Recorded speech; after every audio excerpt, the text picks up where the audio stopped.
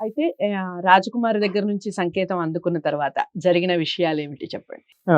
ఈ విధంగా పద్మావతి ఆ పూలమ్మే ఆవిడిని ఆ 10 వేళ్ళతో ఆహ్, గంధంలో అద్ది ఆ 10 వేళ్ళతో ఆవిడ్ని చెంపలు వాయించి పంపడంలో ఉన్న ఉద్దేశాన్ని మంత్రి కుమారుడు తెలుసుకొని రాజకుమారికి చెప్తాడు. హ్మ్. దాని అర్థం ఏమిటంటే అవి 10 రోజులు 10 చల్లదనం అంటే వెన్నెల రాత్రులు. అంటే మనకి అమావాస్య తర్వాత చంద్రుడు పెరుగుతూ ఉంటే హ్మ్. వెన్నెల హ్మ్. రాత్రులంటాం. హ్మ్. మళ్ళీ పౌర్ణమి తర్వాత చంద్రుడు క్షీణిస్తూ ఉంటే ఆ! చీకటి రాత్రులంటాం. హ్మ్. హ్మ్. కాబట్టి దీన్ని కృష్ణపక్షము, శుక్లపక్షము అని మనం హ్మ్. మామూలుగా చెప్తాం. అవును. అవును. అయితే ఆ 10 రోజుల పాటు ఇంకా వెన్నెల రాత్రులున్నాయి. హ్మ్. ఈ అమ్మాయి ఏం చెప్పింది? ఆ చివర్లో వచ్చేటప్పుడు ఆ తామర పువ్వును తలలో తురుముకోవడం అర్థం ఏంటంటే, రాత్రి వేళ నన్ను రహస్యంగా కలుసుకో అంది. రైట్. రైట్. ఆ! అయితే ఈ ఈ 10 రోజులు కూడా వెన్నెల రాత్రులు. ఆ హ్మ్. రోజుల్లో ఎలక్ట్రిసిటీ, లైట్లు ఇవేవి ఉండేవి కాదు గదా! వాళ్ళకి వెన్నెలే హ్మ్. దీపం. ఇంకా ఇళ్ళల్లో, భవనాల్లో, అంతఃపురాల్లో కాగడాలు ఇవి పెట్టుకునేవాళ్ళు. హ్మ్. హ్మ్. కాబట్టి ఈ అమ్మాయి దగ్గరికి అంతఃపురానికి అతను రహస్యంగా వచ్చి కలుసుకోవాలి అంటే చీకటి వేళలో కలవాలి. కానీ ఇంకా 10 రోజులు వెన్నెల రాత్రులున్నాయి. హ్మ్. అంటే పౌర్ణమి రానున్నది. హ్మ్. కాబట్టి వెన్నెల రాత్రులు అయిపోయిన తర్వాత హ్మ్. రమ్మని చెప్పి ఆ అమ్మాయి ఉద్దేశం. అందుకనే గంధాన్ని పూసింది. గంధం చల్లదనం, వెన్నెల చల్లదనం. హ్మ్. కాబట్టి అది తెలుసుకొని ఆ రకంగా అయిన తర్వాత ఆ 10 రోజులు దాటాక మళ్ళీ తిరిగి వీళ్ళు వెళతారు. వీళ్ళు వెళ్ళడానికి మళ్ళీ ఆ అమ్మాయికి పూల చెండు హ్మ్. చేసి మళ్ళీ అందులో చీటి పెట్టి పంపుతారు. మళ్ళీ తీసుకువెళతాడు అతను. ఈసారి ఆ అమ్మాయి ఏం చేస్తుందంటే మళ్ళీ పూల చెండు తీసుకొచ్చినందుకు ఆ అమ్మాయి ఇక్కడ ఆ పూల అమ్మే ఆవిడ మధ్యలో వీళ్ళిద్దరి మధ్యలో నలిగిపోతూ ఉంటుంది. ఈసారి ఆ అమ్మాయి ఏం చేస్తుంది కుంకుమ నీళ్ళల్లో తన 3 వేళ్ళు ముంచి ఆ 3 వేళ్ళను ఆ పూల అమ్మే ఆవిడ దగ్గర ఆవిడ్ని ఇక్కడ ఛాతీ పైన 3 వేళ్ళతో గుచ్చేసి ఆ పూల చెండుని వాపస్ చేసి మళ్ళీ తిరిగి ఆవిడ్ని మళ్ళీ ఏవో నానా మాటలనేసి పంపిస్తుంది. ఇది హుహుహు. రెండవసారి జరిగింది. మొదటిసారే ఆ పుష్పలావిక ఈ విధంగా చేయటం వల్ల చీవాట్లు తిన్నది. ఈ చీవాట్లకు పరివారంగా వాళ్ళేదో డబ్బిచ్చి ఆమెను సర్ది మళ్ళీ పంపిస్తూ ఉన్నారు. ఇది రెండవసారి రాయబారం.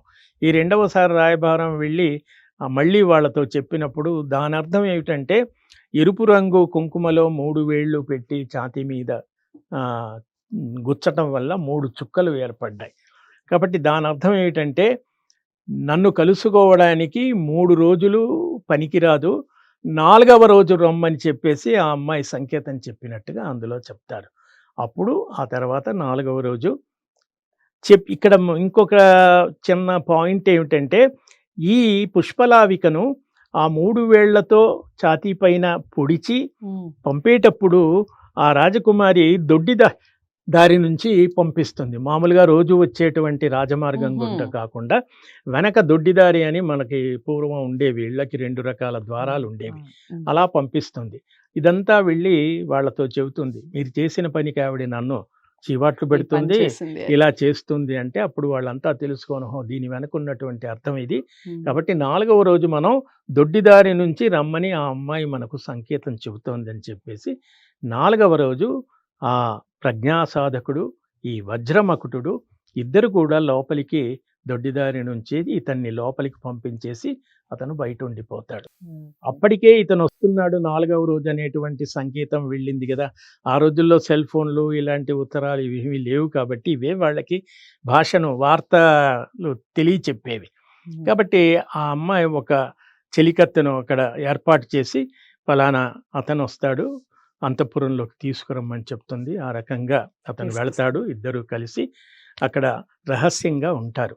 ఓహ్! ఇది బయట రాజకుటుంబానికి గాని ఎవరికీ ఎవరికీ తెలీదు. తెలీదా?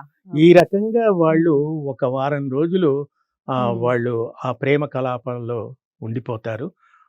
చివరికి 8వ రోజు ఆ వజ్రమకుడుడికి తన మంత్రి కుమారుడు గుర్తొస్తాడు. అంటే ఒక 8 రోజుల పాటు అతను ఒక విధమైనటువంటి ఆహ్, హ్మ్, లౌకికమైనటువంటి మైకంలో పడిపోయి అతని స్నేహితుడిని మర్చిపోతాడు. హ్మ్. 8వ రాజు అతను గుర్తొస్తాడు.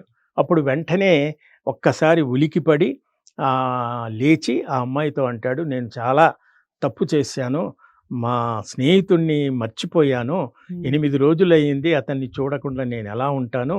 మళ్ళీ ఇక్కడ స్నేహ ధర్మం, అక్కడ బట్టి విక్రమార్కుల్లో సోదర భావం, ఇక్కడ ఒక స్నేహ ధర్మం. స్నేహ ధర్మం అంటే ఒక అమ్మాయి కోసం ఒక ఫ్రెండ్ని అలా వదిలేసి వచ్చాను అనేటువంటి ధర్మంతో అప్పుడు ఆ అమ్మాయి అడుగుతుంది, ఎవరు అతను ఏమిటంటే, అతను నా మంత్రి కుమారుడు, నేను పలానా దేశం రాజకుమారుణ్ణి, కాబట్టి అతన్ని వదిలేసి నేను వచ్చి ఇలా ఉండటం అనేది నా కాన్షియస్, నా చిత్తశుద్ధి ఒప్పుకోవట్లేదు, నేను తిరిగి వెళ్ళిపోతాను.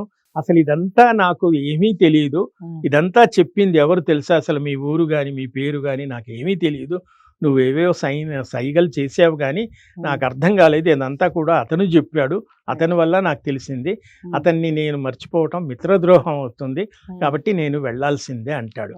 అప్పుడు ఆ అమ్మాయి చాలా తెలివైంది, ఇటువంటి వాణ్ణి నేను ఇష్టపడ్డానా, ఇతనికంటే వాడు చాలా తెలివైన వాడు కదా, కాబట్టి ఇతన్ని ఎప్పటికైనా నా నుంచి అతను దూరం చేస్తాడు అనే ఆ అమ్మాయి ఇంకో రకంగా ఆలోచిస్తుంది. ఆలోచించి అతను కలిసి ఉంటే గనక ఇతను నాకు దూరం అవుతాడు, ఇతనేమో అతన్ని వదిలి ఉండలేనంటున్నాడు, ఎలాగైనా ఆ స్నేహితుణ్ణి మనం విడదీయాలంటే మార్గం ఏమిటంటే ఆ స్నేహితుణ్ణి చంపాలి అనేటువంటి ఒక భయంకరమైన నిర్ణయానికి ఆ అమ్మాయి వచ్చేస్తుంది. ఇలా వాళ్ళ మనస్తత్వాలు రకరకాలుగా మనకు ఇందులో చాలా ఆశ్చర్యం కల్పించే విధంగా ఉంటుంది. ఒక అమ్మాయి ఏమిటి అలా అనుకోవడం ఏమిటి అని మనకు అనిపించవచ్చు, కానీ ఇక్కడ ఏమిటంటే ఆ గాఢమైన ప్రేమలో అతను అంత మందబుద్ధి, వాడికి ఉన్నటువంటి పదునైన బుద్ధి వీడికి లేదు, అయినప్పటికీ కూడా ఇతన్ని నేను ఇష్టపడ్డాను, ఇతనితో కొన్ని రోజులు నేను గడిపాను, కాబట్టి ఇతన్ని వదిలి ఉండటం న్యాయం కాదు, ఇతన్ని గనక నేను వదిలేస్తే ఇతన్ని నా నుంచి దూరం చేస్తాడు అని చెప్పి అతను ఏం చేస్తుంది, పైకి నటిస్తూ చాలా సంతోషం, మీ స్నేహితుడు ఇంత గొప్పవాడా అని ఒక పదార్థం తయారు చేస్తుంది, తినే పదార్థం, ఒక స్వీట్ లాంటిది, అందులో విషం కలిపి ఇతని చేత ఇచ్చి, నా వైపు నుంచి మీ స్నేహితునికి ఇది ఒక స్వీట్ లాగా ఇవ్వమని చెప్పి పంపిస్తుంది. అతను అది తీసుకొని తిరిగి తన దగ్గరికి వచ్చేస్తాడు.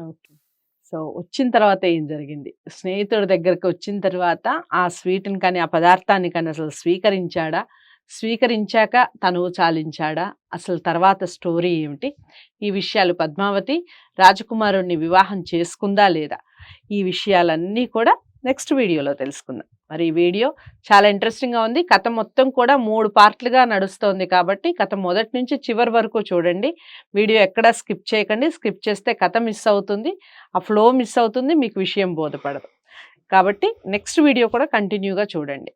వీడియోని లైక్ చేసి షేర్ చేయండి, ఛానల్ని సబ్స్క్రైబ్ చేసుకోండి. నమస్తే.